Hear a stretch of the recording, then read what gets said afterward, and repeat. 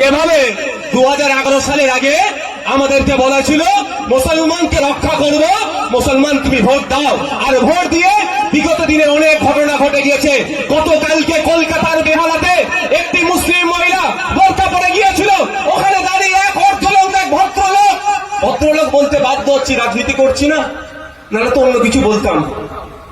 সে অর্ধলঙ্গ, সে বলছে এটা হিন্দুস্তান, এখানে বোরকা পরা যাবে না, এখানে তুমি বোরকা খুলে আসো। যে বলেছিল মুসলমানদের বাঁচাবো, তারই আমলে মুসলমান মহিলা বোরকা পরে গেলে বলছে বোরকা খুলে আসো। সংবিধানের 25 নম্বর ধারাটা খুলে দেখে নিন।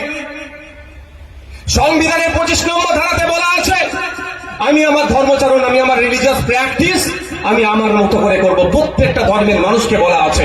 তো রিলিজিয়াস প্র্যাকটিসের মধ্যে অবশ্যই বোরকাটা ইনক্লুড আছে, ধরেছে সংবিধানের গণ্ডির মধ্যে আছে, কিন্তু তাকে বলা হচ্ছে যে তুমি বোরকা খুলে আসো। এটা হিন্দুস্তান। 24 ঘন্টা পার হতে চলে যাচ্ছে, এখনো তাকে তো গ্রেফতার করেনি। প্রশ্ন উঠবে না? পুরো বুকা বানাচ্ছে। একটা কেন্দ্রে আছে, একটা রাজ্যে আছে। কেন্দ্রের বললে খুব মজা লাগে শুনতে, আর রাজ্যের বললে অনেকের বুক ফাটে। কেন বলো তো? এটা খারাপ জিনিস। অন্যায় অন্যায়, আমি অন্যায় করলে আমারও বিরুদ্ধে আপনাকে বলবেন। যাক, সে প্রসঙ্গে যাচ্ছি না, ফিরে আসি। তো যখনই আমরা কথা বারবার বলছি যে আপনি বলেছিলেন হিন্দুকে রক্ষা করব, আর আপনার আমলে আমার হিন্দু ভাই কেন খুন হয়েছে, আপনাকে জবাব দিতে হবে।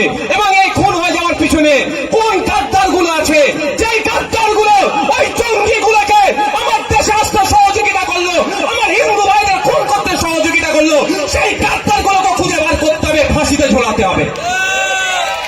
আজকে আমাদের